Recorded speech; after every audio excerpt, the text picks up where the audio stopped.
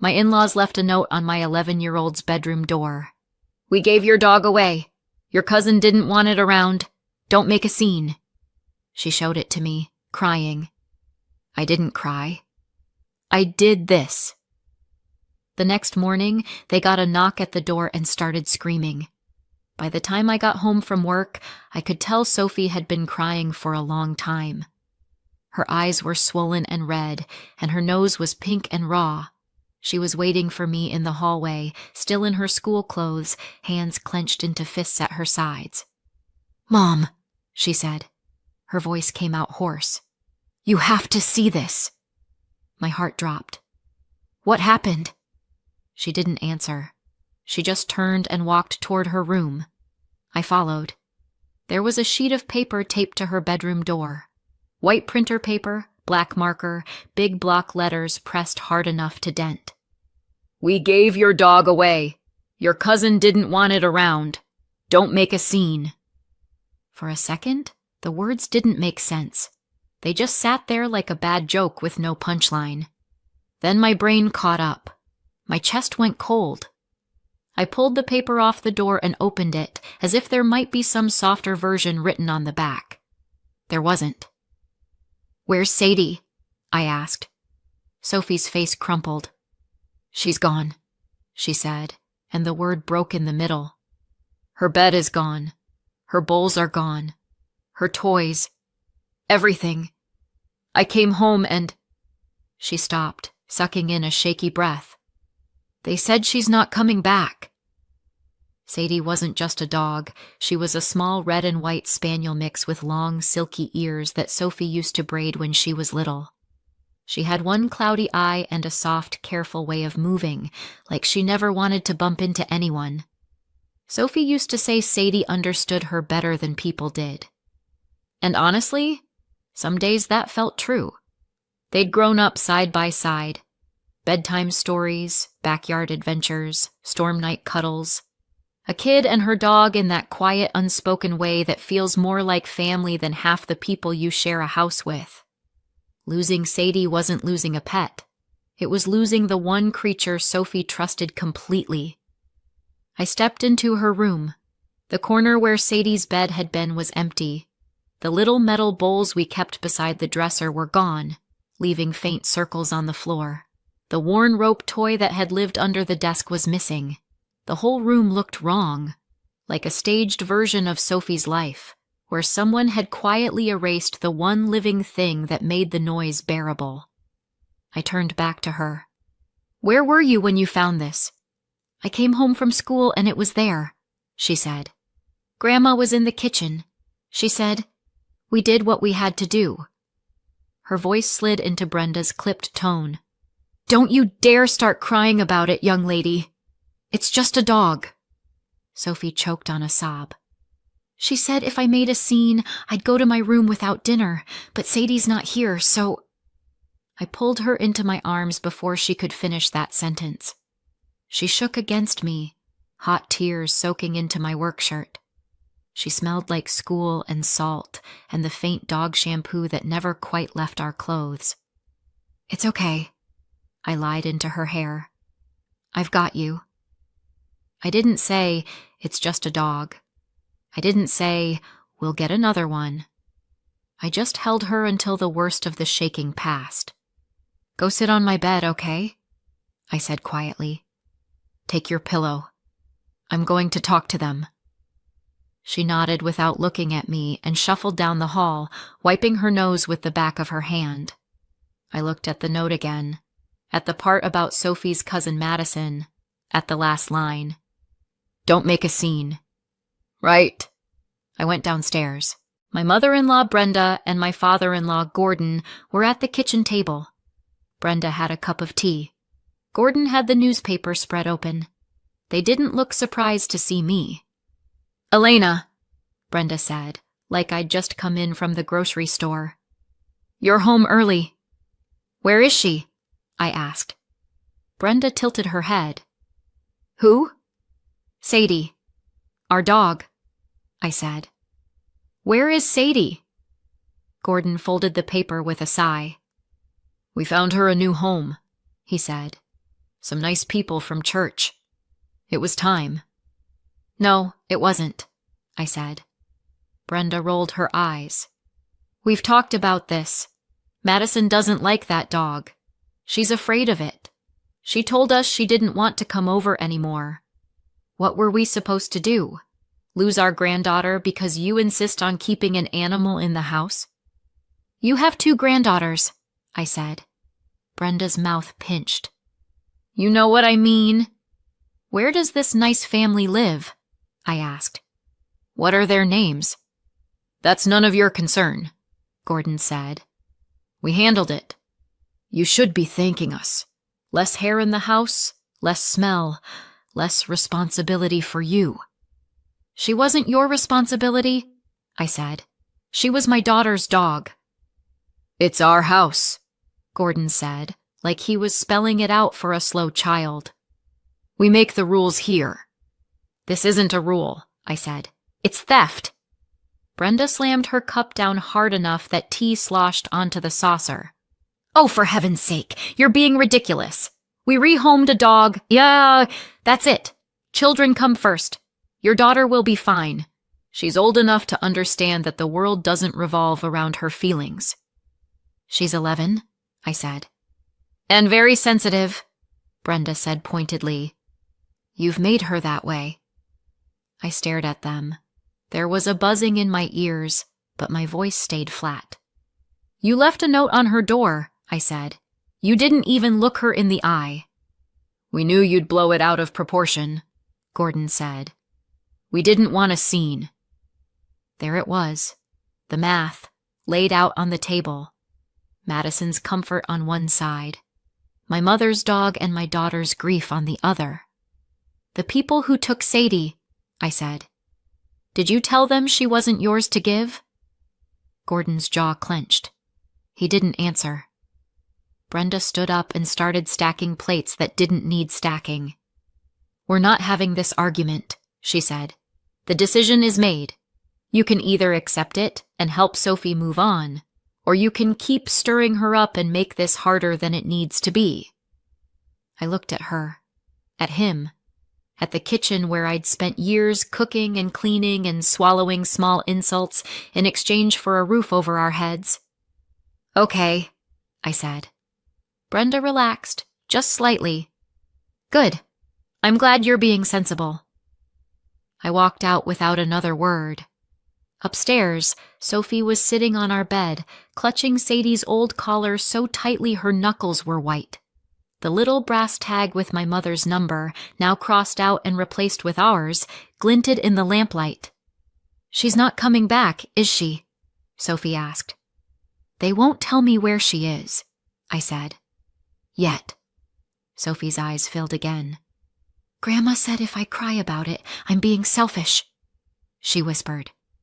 She said Madison is scared and that Madison is family, like Sadie isn't. My throat hurt. I sat down beside her and pulled her close again. You are allowed to be sad, I said. You are allowed to be angry. What they did was wrong. Are you going to make them bring her back? She asked. I looked at the note on the nightstand, at the empty corner of her room. I'm going to do everything I can, I said. I'm not promising it will be easy, but I'm not going to pretend this didn't happen, and I'm not going to tell you to get over it. She nodded against my shoulder. They thought I'd tell Sophie to accept it. They thought I'd swallow it like I always had. This time, I didn't feel sad. I felt done. People always want a clean line they can point to. That's where it all went wrong. But things like this build slowly. One decision, one comment, one little shift that doesn't seem like much until you look back and realize the floor was moving the whole time. My husband Colin and I moved in with his parents when Sophie was still in diapers. We were both in school, both broke, and both drowning in the kind of optimism only people in their 20s have. We'll help you, Brenda said, meaning, we'll supervise you. You'll get back on your feet, Gordon said, meaning, you'll be grateful forever. It was supposed to be temporary, just until finals were behind us, Just until we could afford rent. Just until student loans cleared.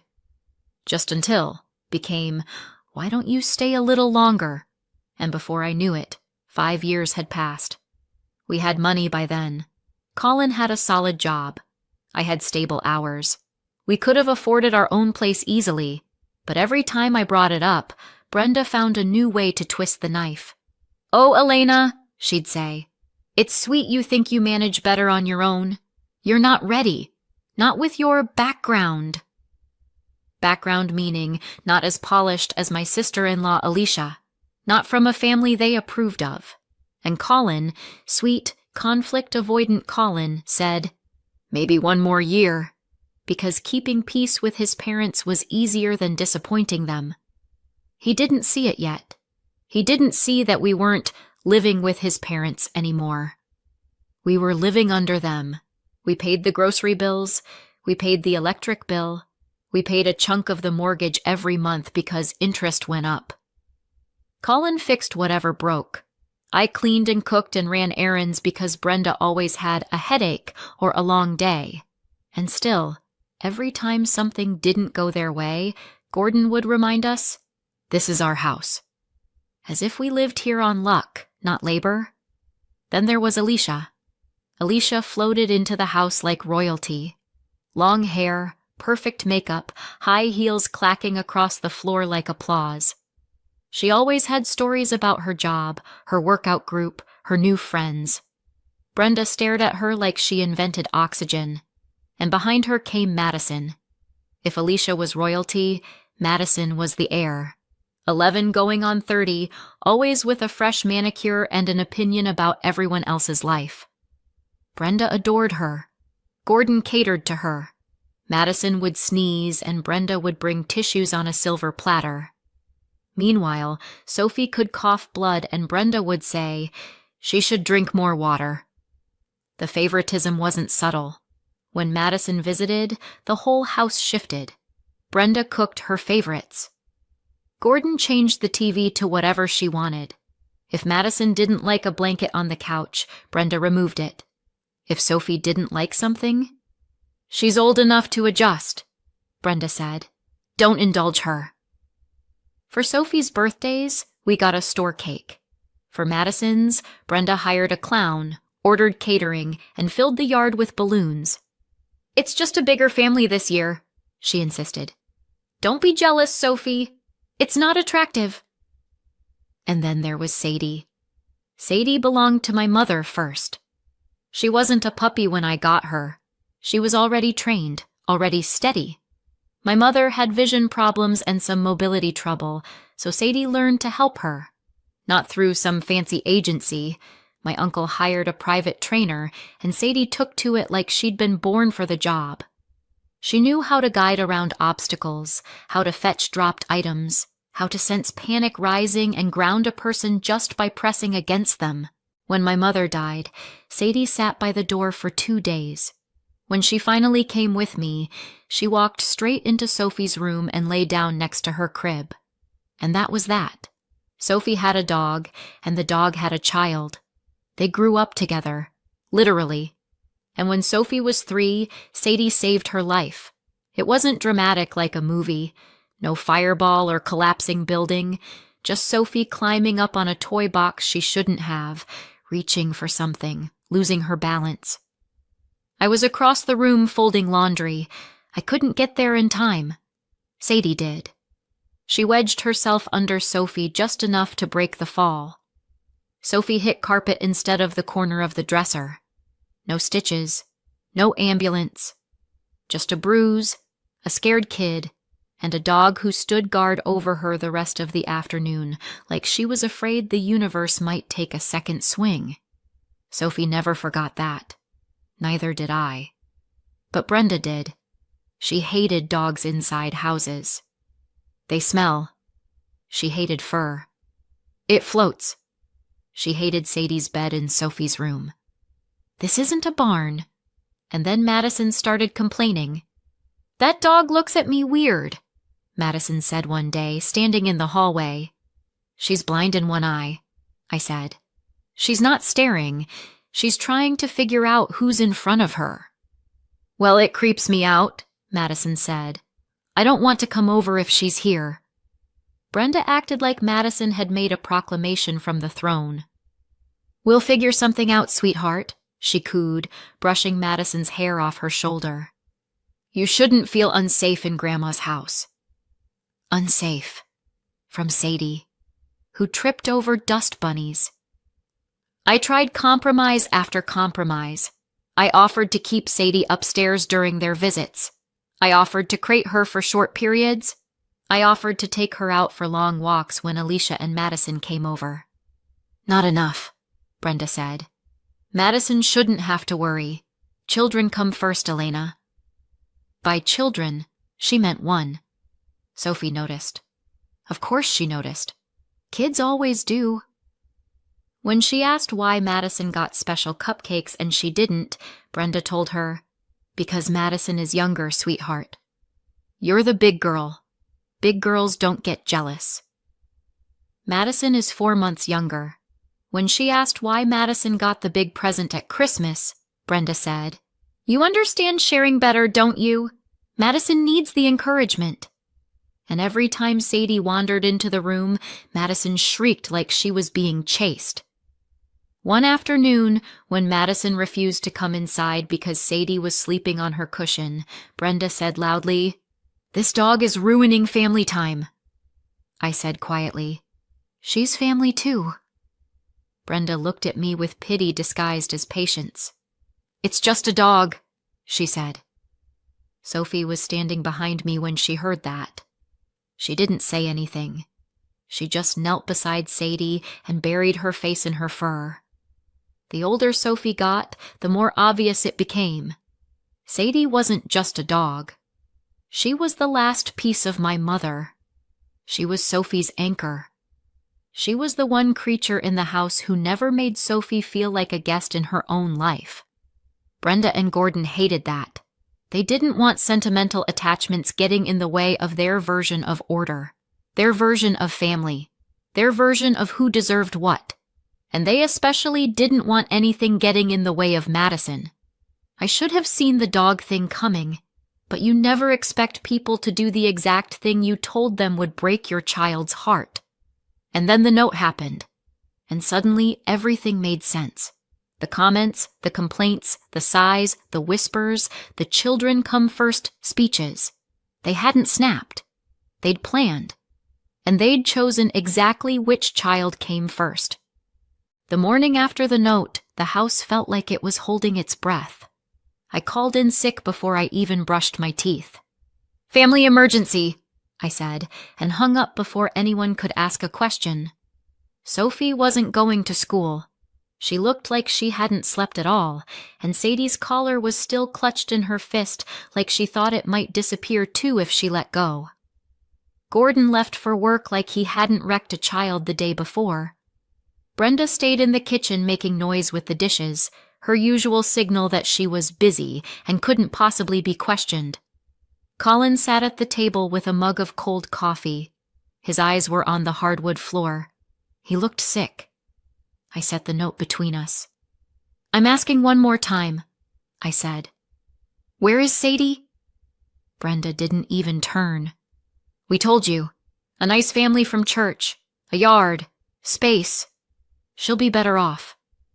And their names? I asked. Address? That's private, she said. We're not dragging strangers into your tantrum. You're only upsetting Sophie more. Let it go. I'm making it worse, I repeated. Not the people who took her dog while she was at school. From the hallway, Gordon barked. She's gone. End of story. You should be grateful we didn't dump her at the shelter. I picked up the note, folded it, and walked upstairs. I didn't slam the door. I didn't yell. I just closed it gently, because rage came easy, but clarity needed quiet. I pulled Sadie's file box from under the bed. All her papers were there. The vet records, the vaccine sheets, the training receipts in my mother's handwriting, the microchip documents, everything I needed to prove she belonged to me, to Sophie. Not to the people downstairs who treated her like clutter. When I went back down, Sophie was curled on the couch hugging her knees. The TV was off. The house was heavy. "Do you want to help me find her?" I asked. Her head snapped up. "We can find her?" "We're sure as hell going to try," I said. We sat together at the coffee table. I took a breath and called the vet, told them Sadie was missing. They flagged her file. I submitted a stolen report with the microchip company. My hands shook. I kept going. Then I opened the neighborhood Facebook group. I typed, "My dog Sadie was taken from my home and rehomed without my permission. She's older, small, trained to help with mobility and anxiety. She belonged to my late mother and is my daughter's dog now. If anyone has seen a post offering a trained older dog recently, please message me. Photo in comments." I added a picture of Sophie reading with Sadie's head in her lap. Within minutes, sympathy. Within an hour, a few dead ends. By noon, nothing. Sophie kept twisting the sleeve of her sweatshirt. "Maybe she's in another city," she whispered. "Maybe they drove far." "We only know they lied," I said. "Everything else, we'll find out." Just after 2, my phone buzzed again. A message from someone I didn't know. "Hi, Elena. Someone in my church group shared this yesterday. Thought it might be her." Below was a screenshot. The moment I saw it, I felt my chest hollow out. The photo wasn't sharp, but it didn't need to be. Sadie sat on an unfamiliar porch, looking patient and brave like she always did. The caption, "Older assistance type dog. Well-trained, calm. $2,500 rehoming fee. Call for details." The number underneath belonged to Gordon. I stood so fast the laptop nearly slid off the table. "Colin." He came in, wiping his hands on a towel, eyes wary. I showed him the screen. He went pale. "That's my dad's number." "Yeah," I said. "It is." Sophie looked back and forth between us, confused and scared. "What does that mean?" "It means," I said, "they didn't rehome her for free." I messaged the woman back immediately. She sent me the name and number of the buyer, Martha. My thumb shook as I called. A cautious voice answered. "Hello?" "Hi, is this Martha? My name is Elena. I think you might have my dog." Silence. I explained everything in one breath. My mother, the training, Sophie, the note, the ad, Gordon's number. When I finished, I heard her gasp. "He told us she was his," she said. "He said you didn't want her. He said he was doing you a favor. We paid him $2,500. Her voice wobbled. "I'm so sorry. We didn't know." "I believe you," I said. "Can we meet? Somewhere public? Today?" "Of course," she said. "Please bring her papers. We'll give her back." We met near sunset in a shopping plaza parking lot. Martha and her husband Jim were standing beside their car. Sadie lay on a blanket between them. When she saw me, she stood, tail thumping once, twice, and then she trotted over and pressed her head into my leg like she was saying, "You found me." "Of course you did." I dropped to my knees and wrapped my arms around her neck.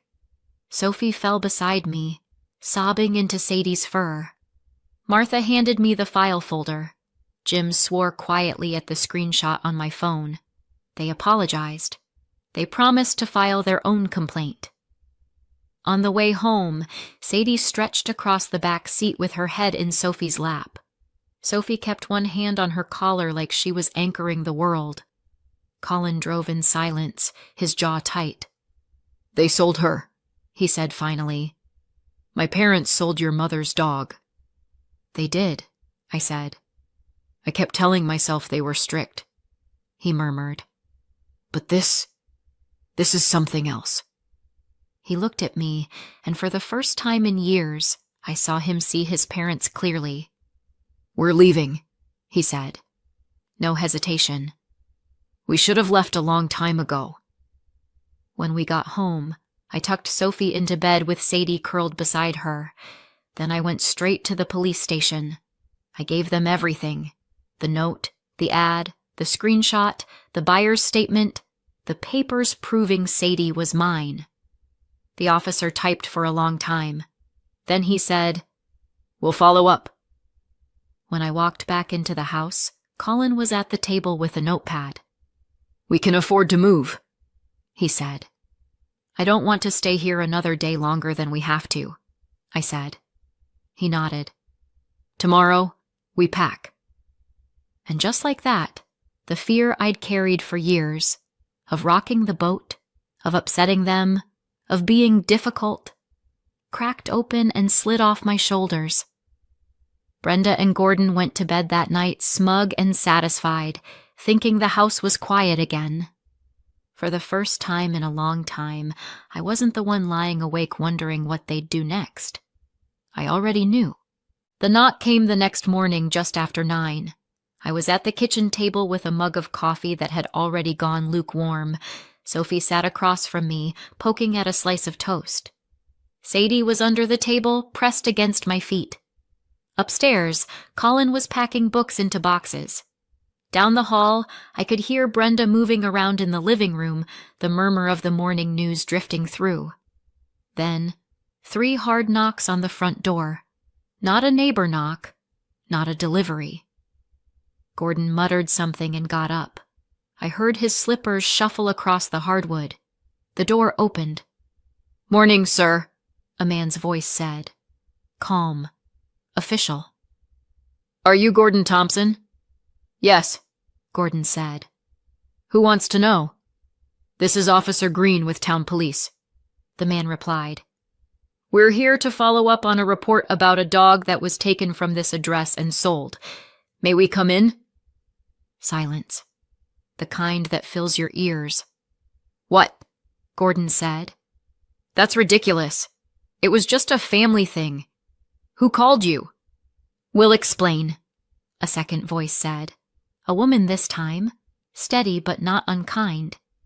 "Can we step inside?" I heard the door close. Footsteps. The living room TV turned off.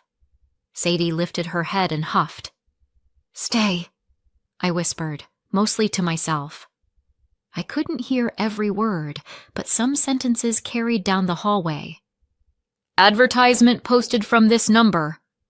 The couple who paid you. Microchip registered to your daughter-in-law." And from Brenda, sharp and high. "This is none of your business. We found that dog a good home. It's not a crime to rehome an animal." "It is a crime to sell property that isn't yours," the officer said. His voice didn't rise. That made it worse. "Especially when you misrepresent ownership. I'm not here to argue.